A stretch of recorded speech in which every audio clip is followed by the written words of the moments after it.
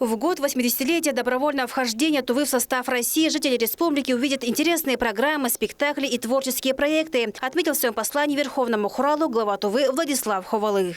Дорогие друзья, в октябре текущего года нам предстоит отметить важную юбилейную дату.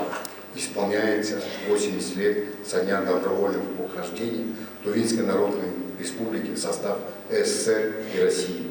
Исторический опыт государства, ставшего в 1941 году первым союзником СССР в Великой Отечественной войне, а затем вошедшего в его состав, имеет особую актуальность в настоящее время, когда так важно единство и этноса, составляющих многонациональный народ страны, их совместным усилиям по защите интересов общей Родины. Мы намерены возродить заложенную нашим старшим поколением традицию проведения Дней культуры и искусства Тувы в Москве, нашей юбилейные даты.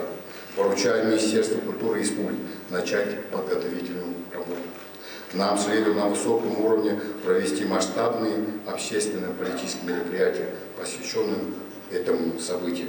Подготовительные работы на сегодняшний день уже начаты. Министр культуры Виктор Чижит по поручению руководителя региона встретился с руководством Москонцерта для координации действий по усилению работы взаимодействия с мэрией Москвы. В рамках соглашения о сотрудничестве, подписанного в декабре прошлого года между правительством Республики Тува и мэрией города Москвы, начинаем подготовку к большому юбилею. Мы прибыли в Москву, чтобы договориться о сотрудничестве с Москонцертом. Я очень рад, что Илья Викторович Бачурин одобрил нашу просьбу. И сегодня мы уже договорились с заместителем директора Максимом Николаевичем о проведении большого концерта в Национальном театре Тувы. В первой декаде марта 2024 года впервые в истории Тувы наши зрители увидят искусство артистов легендарной организации. Надеемся, что этот концерт положит начало дальнейшему долгосрочному сотрудничеству с Москонцертом. А Департамент культуры и мэрия Москвы нас поддержит. Рады предстоящему сотрудничеству с Министерством культуры Тувы. Оперативно готовим музыкальную программу к юбилейному концерту. И в свою очередь ждем артистов из Тувы для участия в нашем фестивале «Дни народной культуры», отметил на встрече заместитель директора Москонцерта Максим Шатковский. Айра Сатангаркужга, телеканал Тува-24.